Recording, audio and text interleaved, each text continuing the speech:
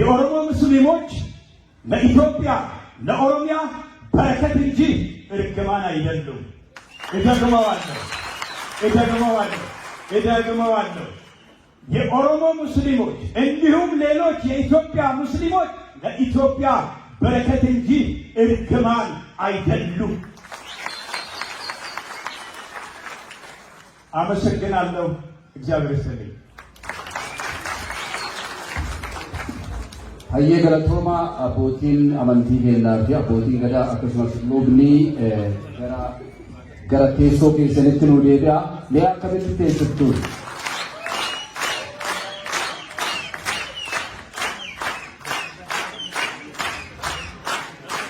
Hamide.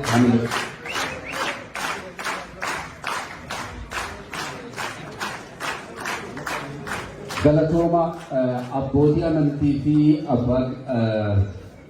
manguddoo kennaa hundumaa ulfaadhaa galatooma umriin keessan haa turuu isiniin jenna. Itti aansinee wanni takka walitti dhaamannu namni keenya alatti qorra keessatti dhumuu jira. Ammallee galmi guutee duubaanis guutee faayar alarmiin ka'uuf deemaa. Kanaaf sagantaa keenya gaggabaabsinaa nurra ilaalinaa sagantaa keenya bal'aa ture koominiitiin Oromoo magaalaa garaagaraa dhuftaniif sagantaa qabna ture yeroo gabaabaa keessatti fixanii yoo asiin baane galma kana isinirraa cufuuf deemna nuun jedhanii poolisiinis duubaan hedduu nutti ka'aa jiran. Kanaaf hin gabaabsinaa amma durataa waldaa hawaasa Oromoo magaalaa Kaalgarii Muhammad Abbaa Nagaa gara waltajjiitti simadhaa inni yaada xiqqoo daqiiqaa lamaaf nu dabarsa. Mee asirratti na simadhaan Muhammad Abbaa Nagaa.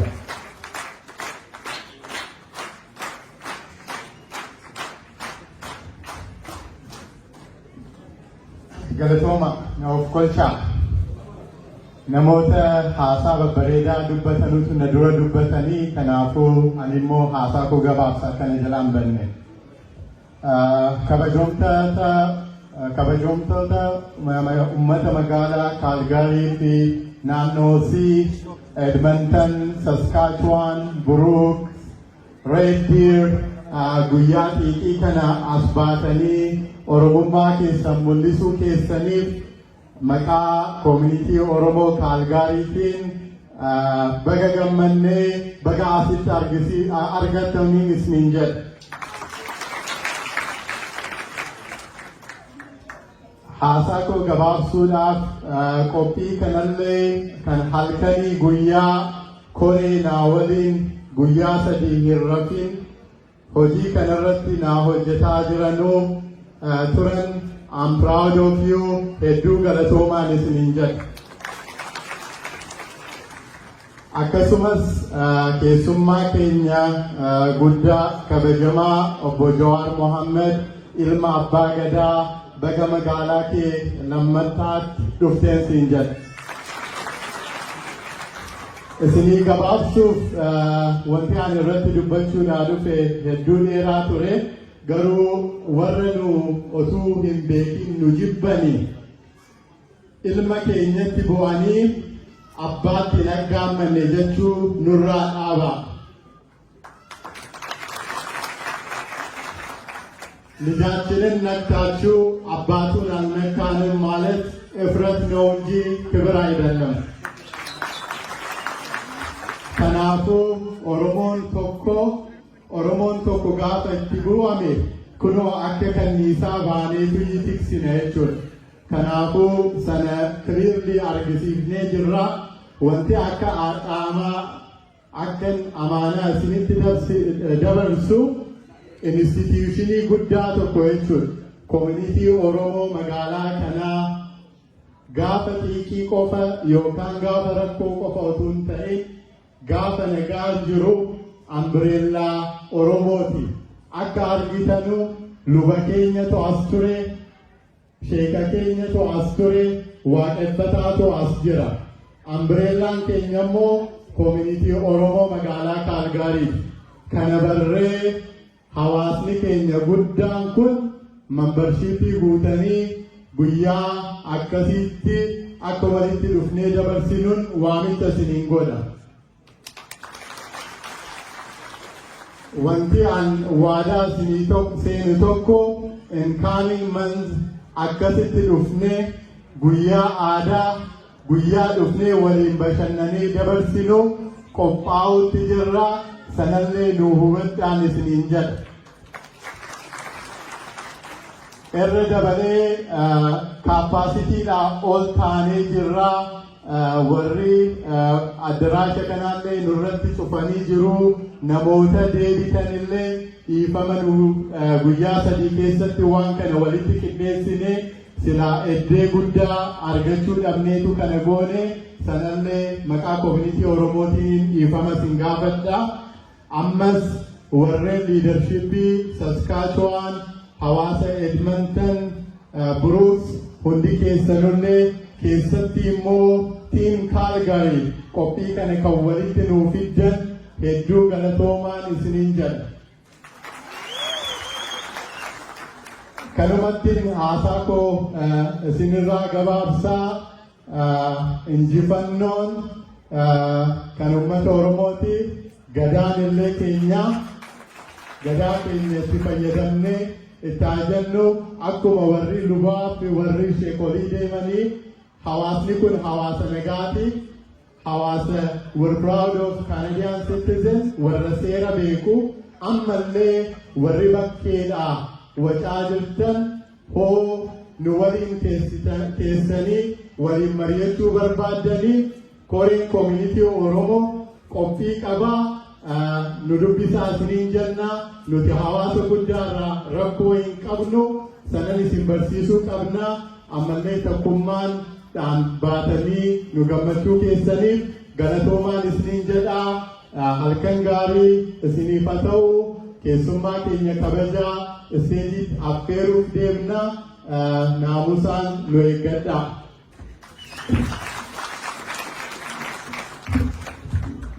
Irra deebi'ee sagantaa uummata lafa fagoo deemee dhufe sa'a 8 deemee dhufe warra akka Saskatchewan irraa dhufan warra Edmonton irraa dhufan hundinuu alarmi nu iyyuu waan ga'eef nu offalchaa isinii jedhe.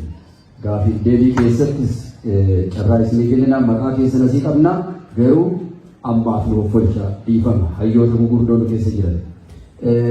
Kabiraa ammoo wanni jechuu barbaadu sheeka keenya guddaa biyya Oromiyaa Itoophiyaa irraa dhufantas jiranii har'a guyyaan kama warra biyyaati nuun jedhanii akkasitti hayyamuma isaaniitiin isaan dhiifnee affeerree turre sheek Amiin Ibroodoo as jiran akkami arguu danda'e akka nuun hin jenne dhoofachaa isin hin jenna amartee.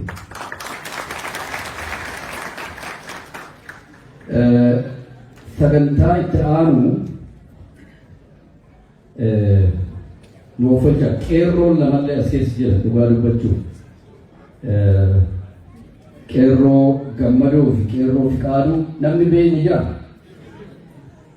warra gaafa durii harka isaanii ilaalaa turre akka mallattootitti daawun wayyaanee jedhee kan agarsiise as keessa jiranii sagantaa isaafiinis hin qabna turre amma gabaabina yerootiif galmi waan nurra cirafamuuf isinillee asumaan nuufalchaa jira galatooma. Sagantaan keenya amma fuduudhumaan gara keessummaa keenya gara waltajjiitti affeeruutti deemna. Roobeeraan waa hilli kiyya dhufee keessummaa keenya gara waltajjiitti nu simata. Roobeeraan.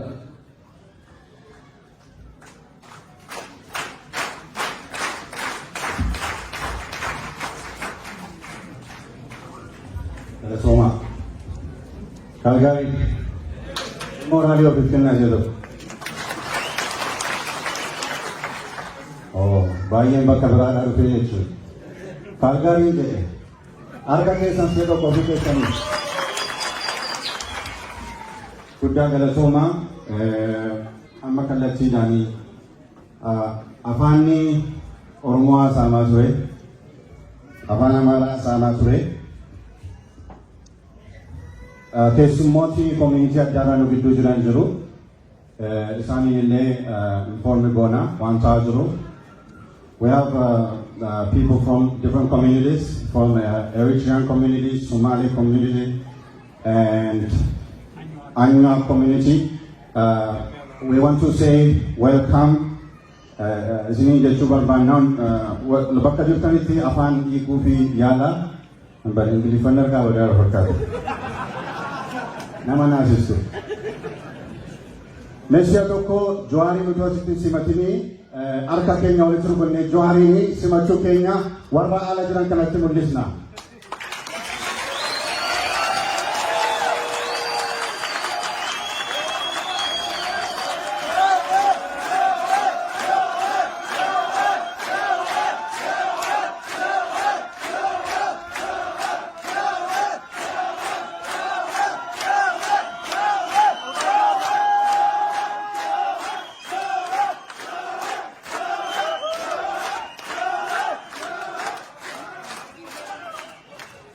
Ulfaadha.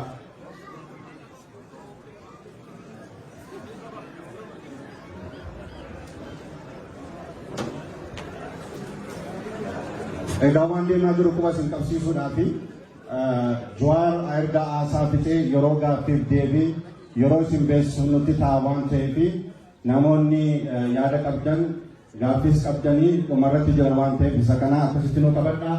Waa'ee Jawaarii asitti beeksisuun narra jiru hundumti keessan ni beektu miidiyaa adda addaa irratti yeroo hundumaa hordoftu waan ta'eef dubbatamaa oolee waan ta'eef keessa deebi'ee yeroo bu'uun barbaadu kallattiidhumaan amma yaada Jawaar nuuf qabu haala deemaa jiru biyya keessaas ta'u Oromiyaas ta'u yaada nuuf kenna dubbadhee yeroo fixu kallattiidhaan gara Jawaarii caqasuutti seenaa Jawaarii.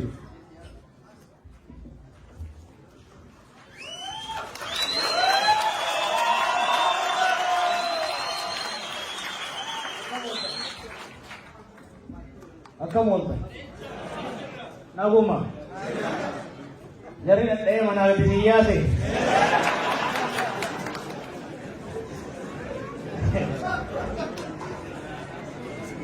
Warri Kaalgaarii baga nagaa walitti deebi'e. Warri Brooks hojiin akkam? Hojiin beekan kan jedhan. Warri Edmonton. Edmonton. Nan dhufa jedheetiin ture warra Kaalgaarii kana ishee dhalatee asitti nan dhufe. Warri fagoo irraa dhufu tokko eessa? Warri jaarsi naannoo tokko. Kaskaachuun fagoo lambisu. Jaarsi lolutu jira. Vaankuuverii illee dhufeedha. Nama bareedduu. Hedduu galatoomaa baga waliin deebine osuma walitti deddeebinu anillee arbii baase isinillee sagaliin ooltanii mana kana guuttanii galanni kan Rabbii haa ta'u. Har'a keessummaa guddaa tokkoon nu keessa jira. Siyaamii birootti nu keessa jiru. Siyaamii biroo haalima qofa miti. Hayyuu amantii qofa miti. Warra biyya san suphee qabee yeroo itti qabatu daldalaaf nageenyi biyya sana keessatti akka bu'u hayyoonni amantii abbootiin gadaa manguddoonni biyyaa dhugaa yoo dubbatu taate warra televizyiina irraa ol ba'u of jaju warra waan qabu hin qabne dhaabatu osoo hin ta'in Itoophiyaa Oromiyaa kan bulchaa jiru abbootii amantii abbootii gadaa jaarsolii biyyaa isaan keessaa jaarsolii biroo nama tokko. Yoo yaadattan seetaan wayyaanee fi abdiileen uummata Soomalee fi Oromoo waliin naqanii dhiigni nama kumaatamaa gajjige dhiiga san koorsine lafee cabse walitti suphine Oromoon Soomalee walitti fayyifne nagayaan akka waan waa takka hin ta'initti akka ol keessa jiraatan kan gochuu dandeenye gargaarsaaf tumsa aalimoota akka shaamanii immoo kana qabanneeti jechuu yeroo tokko akka nadaaf. Harga sidang kan ammoo walitti qabadhu biyya geessi abbootii gadaa fi abbootii amantii hundaaf naagee inni isin jira.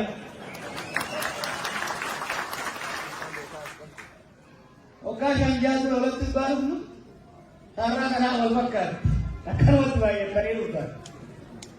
Nuti kaanii nuti duulan. Gaafsan garuu baasoo gamaa fi miidiyaa nuti diigan. Har'a balbalarratti ga'anii warraabsaa jiranii gaaf sammaa goone yeroo nutti wacan yeroo maqaa nu balleessan galma keessatti wal waamne balbala cufannee mari'annee ol baafnee gabbuufne doolaara Kanaadaa walitti qabnee ka Ameerikaa itti daballee riyaala suutii walitti daballee miidiyaa itti ijaarranne nulleen isin wal qixaa arraba keessanirra dheeraa hakijibaa osoo hin ta'in kan dhugaa dubbachuu eegalle jennee jechuudha. Har'as duulli qindaa'aan maqaa balleessuu maqaa xureessuu akka waan faranjiin gowwaa dheedeetitti kiyyiba dhugaa fakkeessanii itti yoo deemu tuni waan biraatti ni miti. Ani sitti himu jarri maqaa balleessuu kana jibbe ana wajji walla beekta nagee waliin qabna hedduu na jaalatanii jechuudha.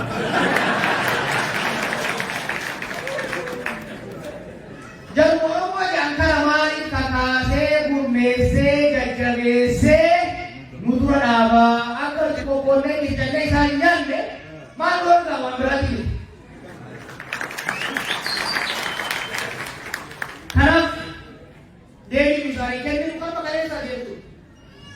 Akkanatti ol geenne feesbuuk irraa isaanii wal arrabsaa oolurra galma keessa teenye waa'ee isaanii moggaatti dhiifne waa'ee teenya mari'anne tokkummaa teenya cimsanne injifannoo hanga ammaa jajjabeeffanne Oromiyaa bineensa diinaa ada baanu jiru sirbee jira beeku.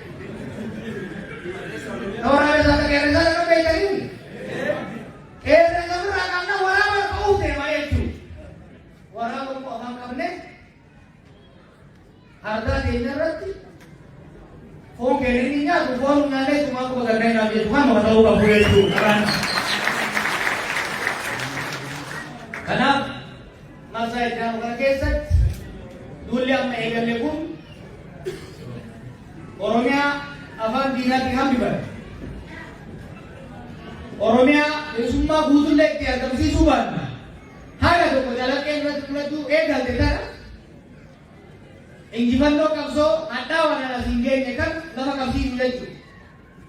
Bikila umma. Gadida amne kan bisanjar obamne jir bisa ime oda buta kamusa udah desure itu. Karena waktu dah bilang no tiang butesa. Bilang no tiang keset dibakar jalan. Dugaafdhaan adda baadiyyaa jechuudha. Ilaalchi Oromoo, ejjannoon Oromoo, gaafiin abbaa biyyummaa Oromoo, kan uummanni Oromoo hundi dura dhaabbatu immoo, kan uummanni Oromoo hundi ol qabatee deemuun immoo kan namoonni muraasni deemanii sirni federaalizimiitti qabsoofnuuf kan sablammoonni Itoophiyaa hundi barbaadan immoo kan Oromoon qofti dhufummaa irraa ka'ee barbaadu filannoo jedhamu keessatti addaan bahaa jechuudha. Karena wanni situ rufne, wanni derufne waliyamne, injimalon argame kun budanya nyatanya kalau ramban akan kancarre. Risa atu fudame ille sakesa kambanne ol turap mootummaan ummanni kubaan filat Oromiyaa keessatti Itoophiyaa keessatti gadhaabachuu qaba jennee waan amannu. Kana gadhaabu immoo dhodhoo isaadha osoo hin tahin sossobiidhaan osoo hin tahin dhugaa keenya qabannee uummata keenya dibaanee uummata keenya filanne Oromiyaa fi Oromoo akka Oromoo fi sabab sablammii nu keessa jiru ta'utti Itoophiyaas akka sabab sablammoota biyya saniitiif ta'utti bulchuu barbaadna jechuudha. Wanni sirrii hin jiru amma booda abalu kana jalli sirreessi abalu nama ajjeesini nama nidini dadhabnee jirra jechuudha. Amma booda qabsaa'onni Oromoo ka waggaa dheeraa itti hiikamaa itti rakkataa turan kan addaa gabrummaa beekan kan laalaa qabsoo beekan kan aarsaa qabsoo bilisummaa beekan aangoo qabachuu danda'uu qaba. Aangoo qabatanii hawwii bara dheeraadhaaf qaban kan uummata kana bilisummaa baasudha. Karoorroo jalaa baasudha. Oromiyaa miidhayyuu Rabbi tolchee nuu kenne san keessatti beela jalaa baanee akka namatti illee nuu dabarte daara baanee garaa qunnee ittiin jiraachuu dandeenyu kan ijaaruu danda'uu qabna jechuudha. Kan ammoo simaa baroodhaan godhuun barbaadu. Kan ammoo ergisaadhaan ijaaruu yaallee hin taane jechuudha. Kanaaf qabsaa'onni Oromoo hayyuu Oromoo hundi wal ta'ee filannoo itti aanu injifachuudhaaf qophiitti jira jechuudha. Injifatee heeraaf seera saba keenyaaf ta'u gadi ijaaree biyya bulchuudhaaf alternatiivii Oromoo proposal Oromoo naannoo sanii fi addunyaatti agarsiisuudhaaf hojjechuu qabaa hojjechaa jira jechuudha. Nagayaa waan warra hin daawwatu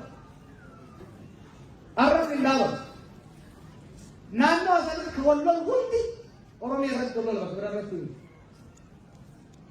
akka nurratti wallolanii nuun hin lolle yoo barbaadu taate biyya keenya guutuutti dhuunfachuu qabna jechuudha. Dhuunfachuu qabna jechuudha. Biyya keenya qabsoodhaan dhuunfanne kana shakkina abbaan tokko waliin deebi'u Oromiyaa irratti amma booda kana shakkina. Waan takka jala fudhanne amma booda alagaa Oromiyaa hin bulchu dhaloota alagaa dhiisi jallaa keenya bulle jaaluu hin lammaffaa amma booda uummanni Oromoo abbaa irree jallaa ofiitti hin dhiisamuu kana beekuun barbaachisaadha jechuudha. Kanaaf sirna dimokiraasii sirna gadaa deebinee gadi ijaaruudha. Uummanni keenya ol danda'ee ollaa wajjin nagadatee akka jiraatu gochuudhaaf gara filannootti deemaa jechuudha. Filannoo kana keessatti akkuma reefu hin jee filannoo lama qofa jiraata jechuudha. Wama lama qofa baay'ee miti. Takko lama qofa jechuudha. Allicha maaliif diimaa qofa jiraata. Kunis maali? Tokko uummanni biyya keenya, uummanni Oromiyaa fi Itoophiyaa mirga hiree murteeffannaa isaa qabsaa'ee asiin gaate biyya saboonni naannoo ofii irratti aangoo guutuu qabatanii ittiin bulfatan. Kan eenyummaa ofii ittiin qaanfanneef hin dhiitan. Kan qabeenya isaan irratti isaan agabanii kan biraa kuufee deeqifatu kan taane. Kan fagoo irraa itti ergamee bulchuu fi jallaan keessaa maratamee itti shuumamu osoo hin taane kan ofii filatanii bulchan. Sirna federaalizimii ummatoonni ittiin bulchanii biyya waliin ittiin bulchan gadi ijaaru tokko kana. Kalammataa akka duraanitti maqaa Itoophiyaan tokkummaatiin kakataa sababa sablammoota cunqursaa aadaa ormaa dubbachaa akka alatti agartan kanatti summiidhaan ummata keenya irratti arraba roobsaa galanni hafee arraba roobsaa qabeenya keenya nyaatanii rabbiin nu galateeffachuudha deemtanii irratti harkisaa jiraachuun warra barbaadan jidduu jechuu filannoo kan jiru. Ummata ofii bulchuu barbaaduu fi warra ummata biraa bulchuu barbaadu jechuu filannoo. Filannoo kana keessatti kan filatu ummata beekaa jechuudha. Kanaaf amnaaf deemtu kana keessatti amna guddoo. Dulli amma dura godhamaa ture. Yaaliin nu dhabamsiisuudhaaf gochuuf deeman kun waan biraatiin dhugaa waan qabnuuf dhugaa keenya ibsinee addunyaa waan agarsiifne sammuu waan qabnuuf sammuu tanaan tarsiimoo baafne wayyaanee isaa waggaa dhibba jalatti muruudhaaf qophaa'an irraa waan kaafneef Oromoon qoqqoodamaan naannoo amantiin adda babee akka jedhan tokkummaadhaan uummata keenya waan sochoofneef karoora saamichaa fi hannaa isaanii waan jalaa facaasineef nu mo'achuu waan hin danda'aniif dhabama nu godhanii mo'achuu barbaadanii jechuudha. Kana immoo uummanni Oromoo didee argamu jaleessee jira. Haaluma kanaan gara fuuldurallee hojii hojjennu keessatti qabsoo goonu keessatti sammuudhaan caalle tokkummaa keenyaan caalle yeroo isaan xiqqeessuu yaalan wajjin xiqqaannee osoo hin ta'in guddannee argamne akkuma kalee osoo nu arrabsan qabsoo barbaaduu bira dhumne waggoota jalan dabre qaba. Waggaan wayyaanee itti wal qabaa turre akka sareetti kutaataan suuree irraa guutuu samu ciinaa ture. Nu sakaalaa ture. Irra aannetti kaas geenye hamma fedhanis miidiyaa mootummaa mootummaa qabatanii waajjiraalee mootummaa keessa maxxanfatanii harka bitaatiin mormituu fakkaachaa harka mirgaatiin mootummaa fakkaachaa duula bedhalisoo warran taate dhugaa waan qabu. Ummata kana fakkaatuuf cinaaf duubaa waan qabu. Hoggana ciccimaa waan horanne.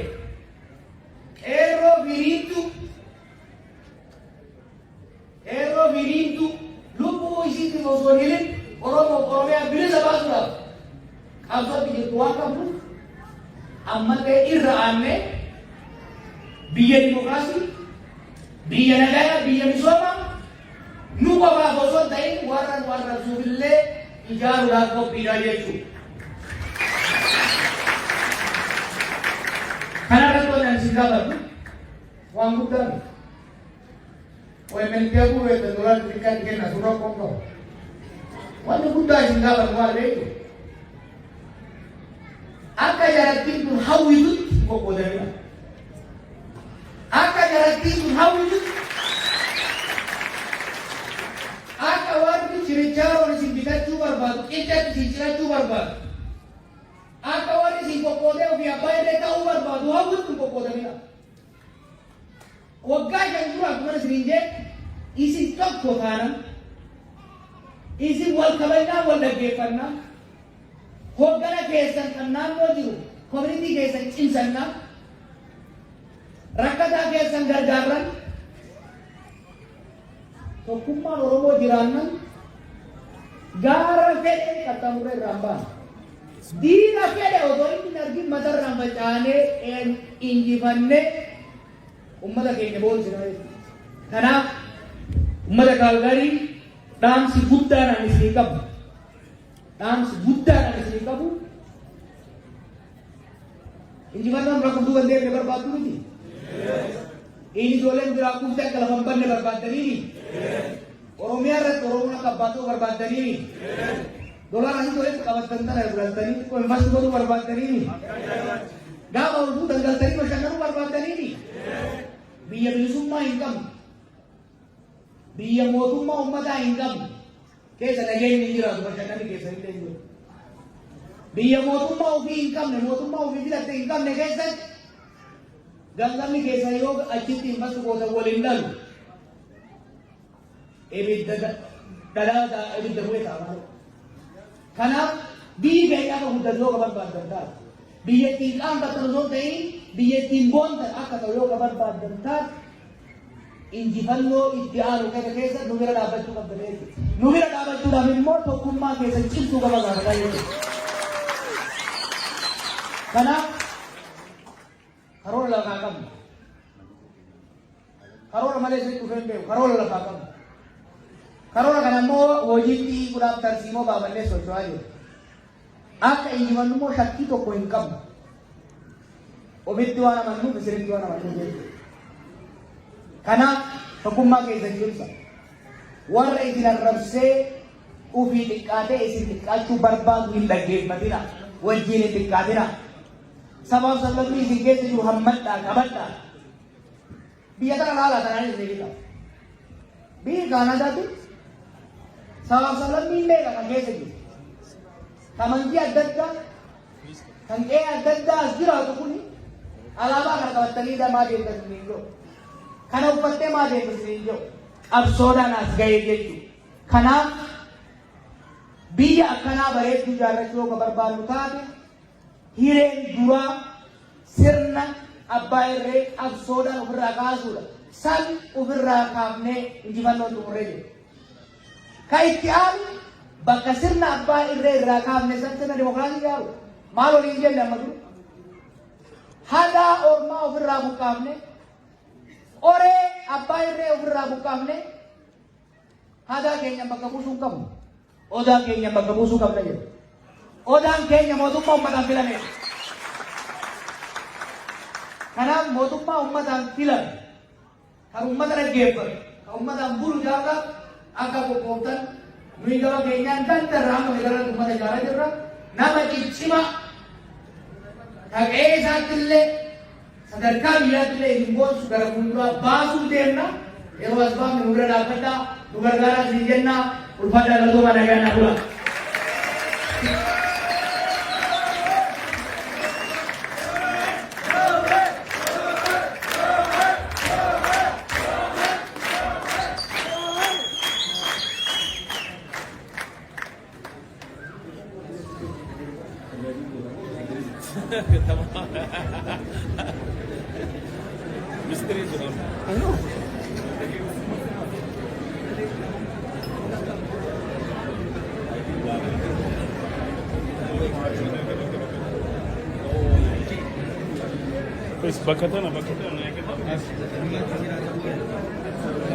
Oke, guddaa galatooma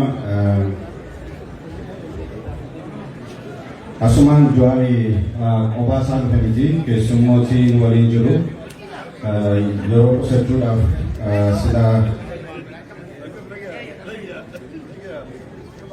asitti hafeerre waan ta'eefi Eeliyaas Ibsaa, Tamasgeen Bariisoo, Muhammad Abdosh Jawaari wajjin warri dhuftan si'a tokko ol kaatanii uummata kana wajjin akka wal bartanii asuma si'a tokko nagaa gaafadhaani.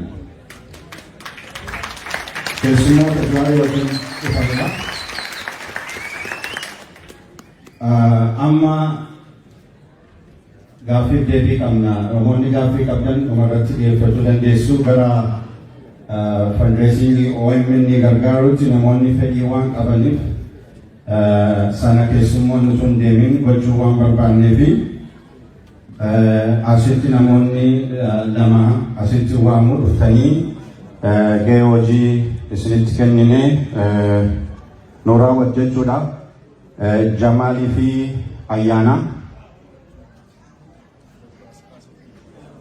Jamal Ayyaana mee nu simadhaa Jamaalii fi Ayyaanaa sitti.